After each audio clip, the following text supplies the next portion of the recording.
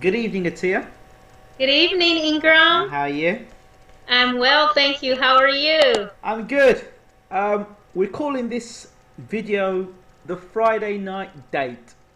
Date. Oh, wow. I like Yeah, date. something a little different, maybe relaxing. We can talk about Okay. all sorts of things. So, Okay. for people who may not know who you are, please reintroduce yourself. My name is Atiya, and I am the marriage strategist. I am the founder of the Marriage Tree. And the Marriage Tree is where we help men, women, and couples discover their own truth for a better marriage and relationship. So where does the marriage tree come from? What do you mean, where does it come from? Yeah, where's the idea of the marriage tree come from? Well, the idea of the marriage tree was born many, many years ago. It was something that the Spirit pretty much gave me, and I held on to it until the right season. And over the last year and a half is when I rebranded and began to speak on my core message, which is marital harmony. So why does marital harmony mean so much to you? Well, relationships means so much because family is the cornerstone of the society, and the marriage is the foundation of any strong family. So when you have a strong marriage, you're more apt to have a stronger family, which in turns you have a much rooted community. And a rooted community, is the foundation of a civilized society. Okay, that sounds all well and good, but to the person who can't afford to get married but would live together, are you saying that they can't have a happy home as well? That's an oxymoron, Ingram, because there's no such thing as you can live together, but you can't afford to get married. If you're playing house, why not just make house, create house? But there's so many people out there in the world that have relationships that are not married that are doing quite well. And there are some people. Here's situations. And you must have heard it yourself. There have been so many people that have had relationships since they were teens, and hmm they've been going through having a relationship with one another, and then they finally decide to get married, and they don't last a year or two together. What happens is, and this is a really spiritual thing, and when you make that ultimate commitment, I'm for, first of all, I'm for exclusive relationships, to each its own. Okay, there are many people who are committed to one another and they have not gone through that marital process. But when two people get married, there's another dynamic that's placed in. And there is a spiritual journey when you decide to make that ultimate commitment and become covenant partners, when you actually become grounded in terms of we're going to come together, we're going to get married, then that's when the struggles do happen, because the enemy, first of all, does not want healthy marriages because there's power in it. And the minute a person says, I do, it's not just as easy to walk away from it necessarily as it would if you did not make that ultimate commitment. So when two people get married, there's a process of a vow that's being taken. And I actually talk about the importance of it in my book, Purposeful Dating, because that is one of the steps in creating a successful and healthy marriage. So there's a step to purposefully dating. There's like 8 steps. And then one of those steps is to make that ultimate commitment. And in the book, I talk about what happens during that process and why it's such a critical part of two people coming together. Yeah, but marriage today doesn't guarantee happiness, and a lot of people are married for the wrong reasons. So, Absolutely. so if you were somebody who was skeptical of marriage, there's many excuses out there why not to get married, and more Absolutely. to the point, is marriage even relevant in today's society?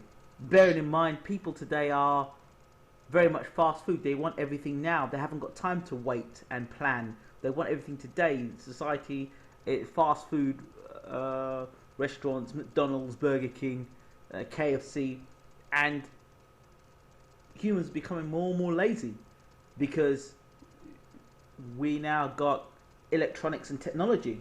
Let's go one step further. We're even getting lazy on our communications. We don't want to meet one another. We can talk to one another via Facebook or Twitter or Instagram or Pinterest. You know, we have followers now that are not real people, yet we feel that they are closer to us than our people that are in our lives.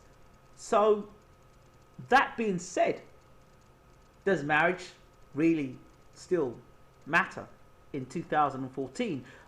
Or we just taken an old theory and brought into today's society? It's just there because of religious reasons. Well, marriage is very relevant, first of all. It's significant. And to who? It's not just about a piece of... Okay, hold on, but significant to who? Well, let me answer your question first. Okay. And then I'll go back to answering that question. All right. Those who truly... No, let me just hit straight to that and just move it completely out of the way. Marriage is important to those who choose to make that ultimate commitment, who's serious about their relationship and not allowing the other person to be able to walk away. Now, marriage is not going to guarantee that two people stay together because the divorce rates show us that. But marriage is not just a piece of paper where you walk down the aisle, you have a bunch of people, flower girls, ring bearers, and the church full of people to watch you say, I do. Marriage is about the journey. And it's a holy matrimony. There's a process that happens. There's a covenant partnership that there's a vow that's agreed upon. There's a promise that's made. And the universe goes to work to begin to reinforce. Do you really want what you say you want? Are you really a keeper of your word? So when you say who is marriage relevant to, marriage is relevant to those people who understand the seriousness and importance of marriage in the human condition. So I really encourage people who are not married, or those people who do struggle with the idea or the concept, or feel that it's not important, I can live together. Yes, you can live together, but there's an energetic thing that happens on a level that's so far beyond the flesh when it comes to that commitment that only happens after you go through a process. Okay.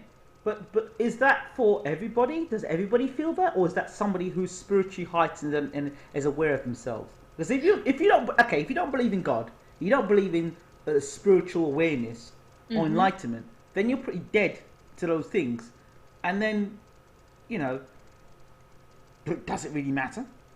I guarantee any person who gets married, they will have a spiritual awakening, because that is one of the things that marriage brings about. Now, if you get married and you don't take the condition seriously, or you don't take the process seriously, and you go cheat, or you're not true to your vow, you'll get an awakening on that as well. So there is a connection that happens when two people take that ultimate step. And whether a person believes in God, whether they believe in a higher being, or whether they're spiritual is irrelevant. It's a process or a journey that two people take that will bring about a certain situation in the universe. So, okay. All right. Let's touch on the divorce rates, the high divorce rates. Now, you can't take everything for face value, and I don't think that everybody in that divorce rate has married for the right purposes. Maybe one person has said, you know what, I'm marrying for life, and the other person says, I'm marrying until I'm fed up with you. That's two different motives right there. We only really understand that when we get into the thick of things. Well, by then it's too late, because the motivation going into marriage wasn't right from the start. And you also hit on something else that was very interesting as well. People, when they're preparing for marriage, a lot of them get caught up in the actual ceremony. They get so high preparing for the ceremony, preparing to have all their friends and family there and have the biggest wedding ever. For that moment, they live for that. But once that thrill is gone, and everyone's gone home, back to their houses, and then you're left with that person that you're going to dedicate the rest of your life to, it suddenly dawns on them. It suddenly realise, hold on, I'm with this person for the rest of my life. and there's that sort of quietness, and they understand that they've committed to somebody for the rest of their lives, and that all those people that were cheering them on have gone. You know, something interesting you said is because most people don't think about the ceremony. You said they focus on the ceremony. Most people actually don't. They usually focus on that day, the dress, the clothes, the or they focus on, oh, this wonderful imaginary life But yeah, after that's what I was they trying to hit at. say The their same thing. vows. I was trying to But hit they that. really don't focus on the ceremony. If more people actually focused on the ceremony and what the purpose of the ceremony is and what is happening in that ceremony, there is something that's happening that is so far greater than what people really truly understand. And so, going back to the statistics, you know, fewer and fewer are people are getting married, particularly African Americans. And, or if you want to call them black, you can call it black. It really doesn't matter. Fewer people of color are getting married. Another thing that's happening is people are getting married later in life, which is, that's not a bad thing because they're more ready emotionally to be able to handle the responsibilities that come along with synergizing and spending your life with another person and mating. Um, the statistics say that over 50% of first time, even 60% of first time marriages fail. And then second time marriages are even higher than that. And then even statistics say all the way up to 75 or 80% of third time marriages fail. I totally disagree with that. It does not have to be that way. And a lot of times marriages are failing because people didn't go into it with the right mindset and with the right intentions in the first place. I talk about in one of my messages about being twice divorced. And I can say from my own experience that when I got married, both times, neither one was for the right intentions. And how can you get the result or a positive result when what you're going into, your mindset is wrong in the first place? And so, you know, as in coaching a lot of couples, those who are not married and even those who are married, when you explore how they came together and when you explore some of the things that connected them in the first place, you'll find that a lot of times the intentions were not where they were supposed to be. But there is a way to successfully go through the process and to get a better outcome. And I think when people learn really, really the importance of what they're getting involved in, you don't want to just rush into it. You don't want to jump into it. And that's why I wrote the book Purposeful Dating, because anything you do has to have an aim and a purpose, particularly if you want the right outcome. And so when people date, it's not about getting with someone, oh, I met this person, they're fine, oh, I like them, let's see where this goes. That's not what it's about. It's about having your intention set from the jump street, that this is who I am. This is the person that is best for me. This is who I may be compatible with, and really come to the table taking them to court. The reason it's important to court, because like if you understand the court system, you're examining the situation to find out what the outcome is. The same thing is with relationships. So dating has always been about courting to find out if this is a person that you can spend your life with. But people don't go into it that way. And so they become irresponsible in terms of their choice. Or their choice is based on the physical rather than really taking them to court and find out the substance of who that person is and how well they will fit with them. So I have really been on one side of the fence, which has been, why get married? And then I'm a married man. So now we go on the other side of the fence and ask the question, well, I want to get married, and I want to commit to the right person. How do I do that? How do I know the person I'm with is the right person? How do I know that the person I'm with is not going to lead me into being another statistic? I don't want to get divorced. I want to get married, and I want to have happily ever after. Does that actually exist? Absolutely, the happily ever after exists, and the happiness can exist. First of all, I do want to say that you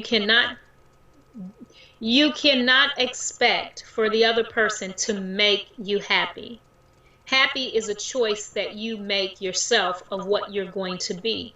Now, there are circumstances and situations and things that may make a person or bring happiness to them. But before you engage into a relationship with another person, you have to know who you are. How can you make a sound choice or know what's best for you when you don't even know who you are? And what I find in coaching is most people are so preoccupied with the other person or with everything else or what people think, and they haven't even taken the time to discover the truth of who they are, and they're not even living in their authentic truth or their authentic self. So the first thing in terms of how to connect with the right person is to first of all make sure that you're being true to who you are, to be authentic.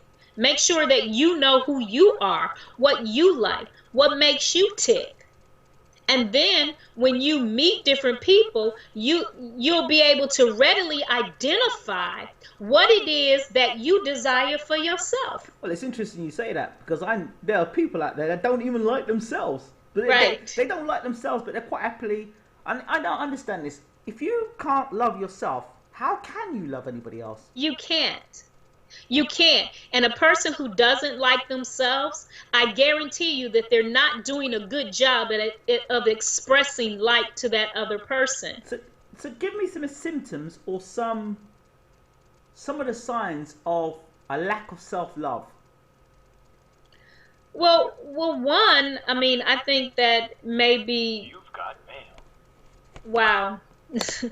I think one that, for me, I mean, just looking is how people treat themselves. And I know that all of us at one point in time or another, we get busy with life. We probably push ourselves in ways that we shouldn't. We probably sometimes don't get enough rest. We don't do the things. But if we're not treating our body, our minds, and our spirits right, if we're not nurturing those sides of us, if we're not taking care of those sides of ourselves, then we're really not doing a good job at showing ourselves love, because the first law is the law of self-preservation. So how can you extend love and goodwill and all of those wonderful things to someone else when you're abusing yourself? Now, I know there are some people who give everything they got to someone else, but when you're giving everything you have to someone else and you're denying yourself, you are abusing you and that other person. People use cop-outs and blame their past, what happened to them in the past, and say, oh, well, it's because of the area I came from, or the family I had, or the last relationship was in ruined me. How do you come back from something like that? Well, first of all, the number one thing that a person has to do is forgive. And not only forgive that person, but forgive themselves. Because forgive and forget, or just forgive? I didn't say forget. You don't necessarily forget, but you have to forgive. You can't carry those things with you, because the only thing it does, it eats you up inside.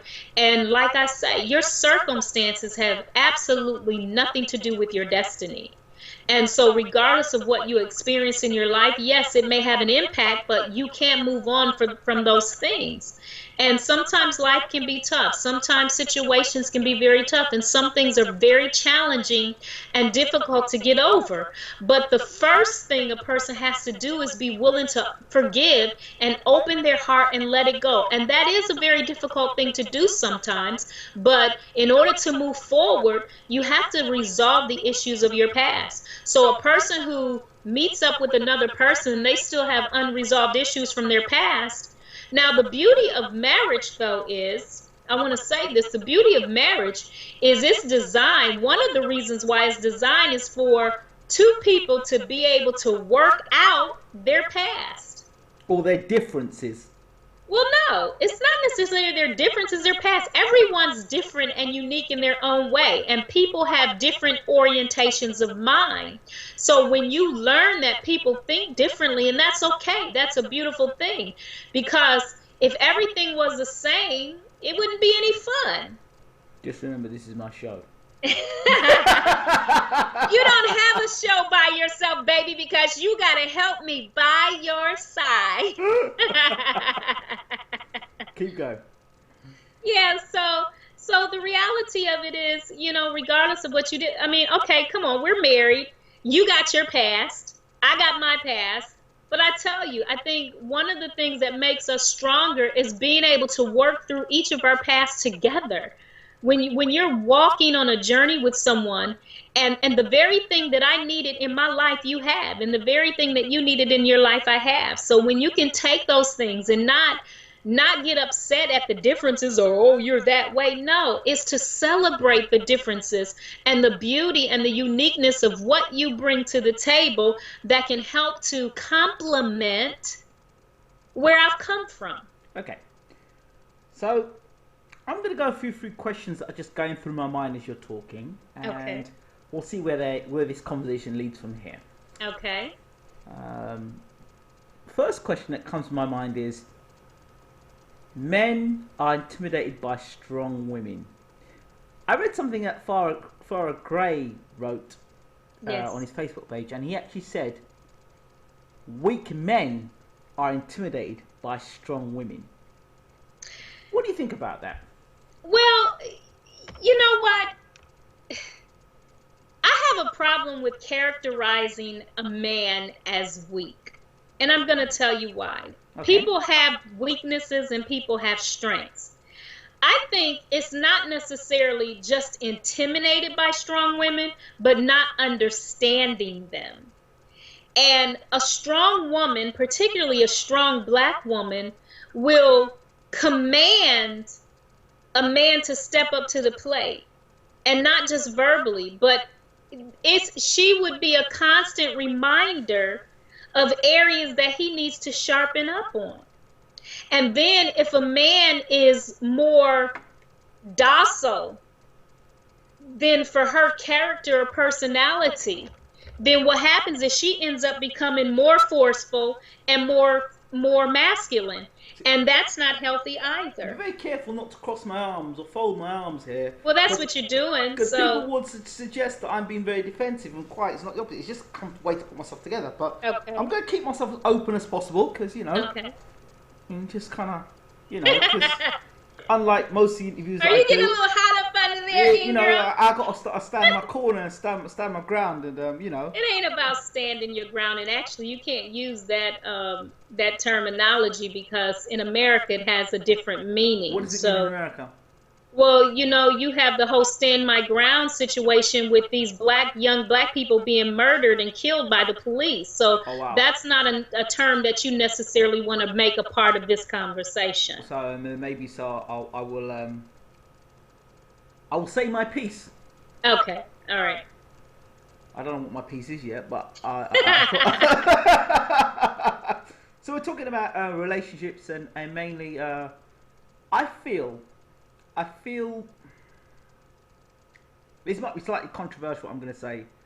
I feel that there are women out there that are more men than men themselves, and I feel that some women feel that they may have been in relationships with men that may have been not quite up to the mark, or they may have seen things within their family. Maybe the mother has been the dominant individual in the family, and the father has not really done the responsibilities expected of him, and so therefore the daughter sees that and says, I've got to be a strong woman, and the balance is gone.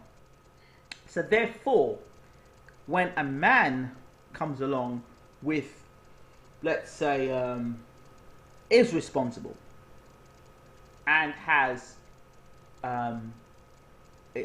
will do the things required of a husband or a partner, he's still getting flack, because they've missed the boat understanding that the man actually has got those attributes and are just caught up in the I've got to control this situation. I don't think that, I mean, with all due respect, Mm-hmm. I don't think when you have a woman, first of all, who may be strong, she has Mm-hmm. been placed in a position to have to be strong, and it's not something that they necessarily realize is you do what you have to do what you have to do. Right. And, you know, I'll use myself as an example because I come from a family of women. Right. And my mother was an oldest daughter.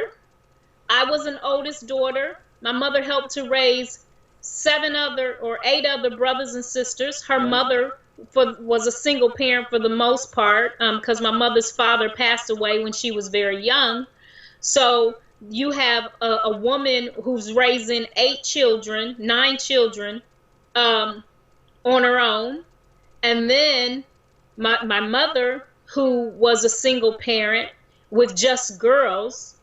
And then in my family, there's mainly a lot of girls. There are men, but there are a lot of women in the family. And what happens is when you are reared in a family that is absent of a man, you don't have the day-to-day conditioning that a man steps in and do this or does that. As a female, you do what you have to do, and that's from the fundamental level of taking out the garbage, or from paying the bills, from making sure everything is taken care of. You don't have my mother, or like other women didn't have men, so the female child is being conditioned a certain way, reared a certain way, that it just becomes a part of her makeup. She's strong, she knows how to make things happen. And then she interfaces with a man who may or may not be an older child, because that's very significant, whether he's a younger child or an older child. And he may have grown up in the family with just his mother, or just his father, or maybe both parents. So here you have a strong female character who may lean towards being probably more masculine than men like, but that's the way she was raised and that's the way she grew up. So it's not abnormal to her. It's just everyday life. And so when a man steps, if a woman has been a single parent for years and then she meets a man who finally steps up to the plate, willing to take up the responsibility, it's going to be more like I'm from the show me state. You're going to have to show me rather than tell me. And it's a learning process for both, because then she has to be willing and comfortable to begin to let go of some of the reins. And that's not necessarily an easy thing to do, because you're dealing with trust. You're dealing with this is how she's been. I'm not making excuses, but when you have a situation where there's a one-parent household, it's not to say people can't come out of that and be successful and be balanced, but there's a lot of adjustments and a lot of learning and development that has to take place, because ideally speaking, you have that yin and yang. And it's very, very important. It is very important to have that balance. So wait, hold on a second. So the whole step up to the plate, I don't like the term. I've never liked it, never will like it. I find it almost superior, like the whole superiority complex. Like, Okay. you have to prove yourself to me. Do you know Okay. what happened to trust and love? What happened to those things? What happened to, taking somebody for face value? Do you know? I mean, you're walking through the door. I see you. You're beautiful. You're attractive.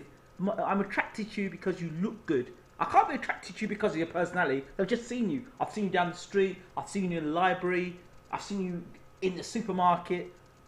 The first thing that I come to mind, I'm not thinking to myself, I'm going to have to step up to plate and be a man. I'm thinking, wow, what a beautiful looking woman.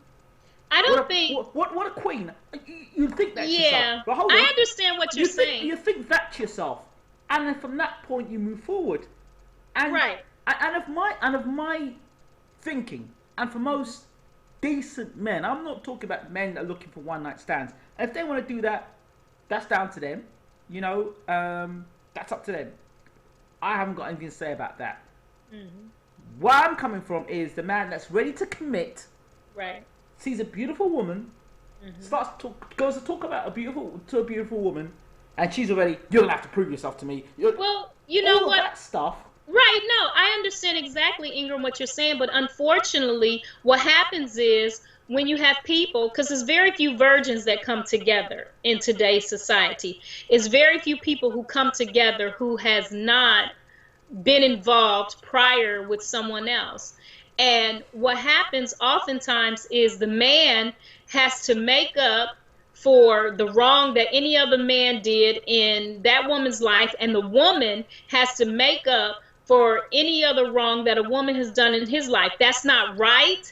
There's no justification for it. But unfortunately, let me Wait. finish my statement. Let me finish. But unfortunately, it happens. And so I can understand you not liking the term step up to the plate. A lot of women think that way. And one of the things I want to put on the table that's important, you are a wonderful man. And there are many other men out there that are good men. And they run into women who have been abused. But there's a very, very high percentage of women and girls who have been abused on many different levels. And so that trust doesn't automatically happen because that trust was broken when that female was a child. Well, hold on, Oftentimes, well, stop there then. Then in that case, then they should not be in relationships. that's not necessarily true Well, because no. If there's a problem there, a trust factor, and the issues that need to be healed, surely you've talked about knowing your own truth to be a better person.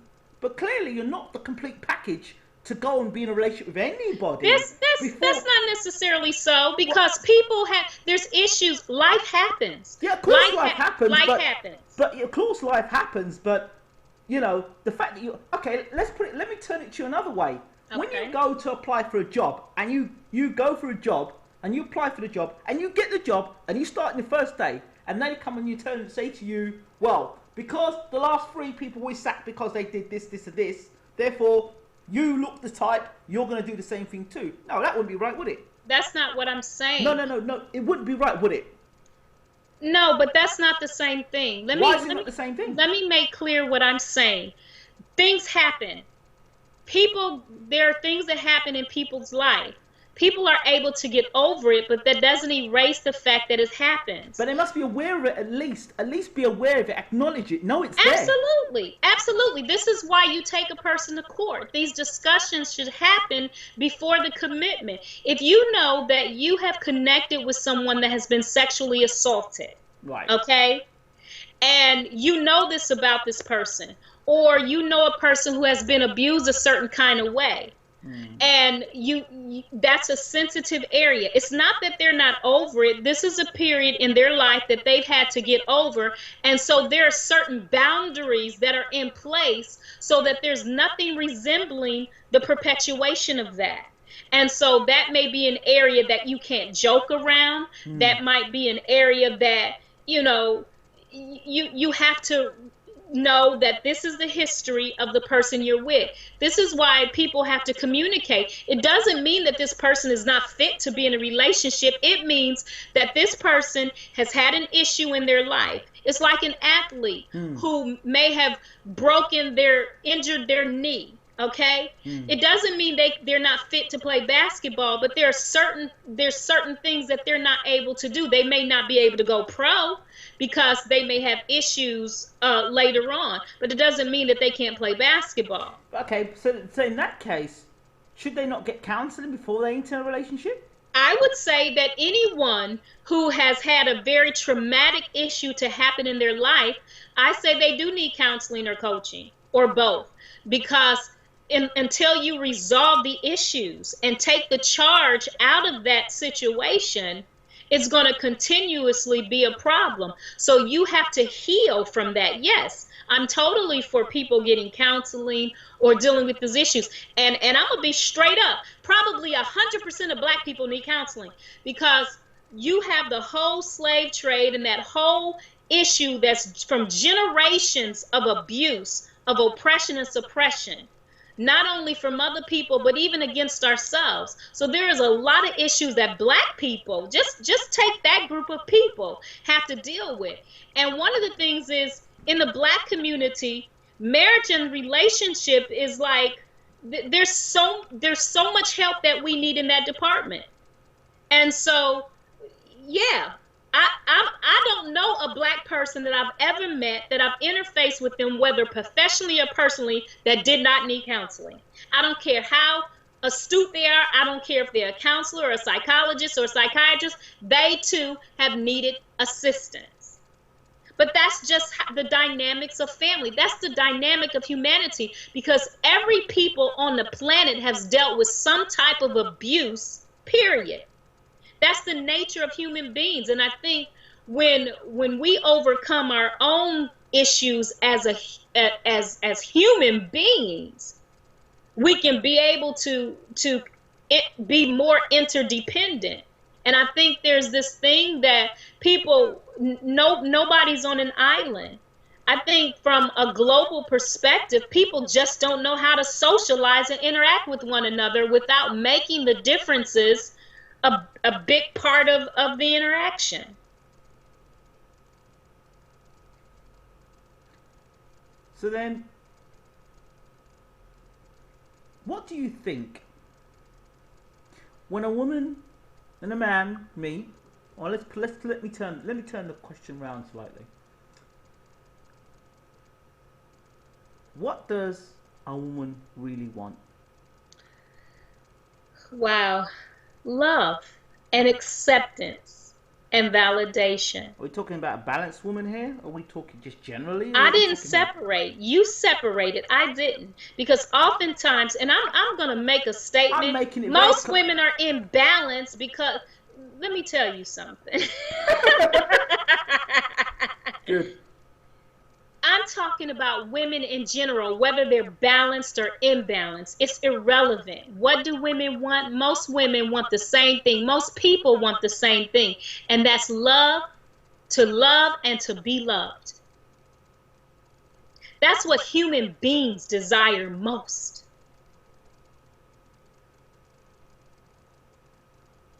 But there are some that don't know it, or haven't understood, or got the telly.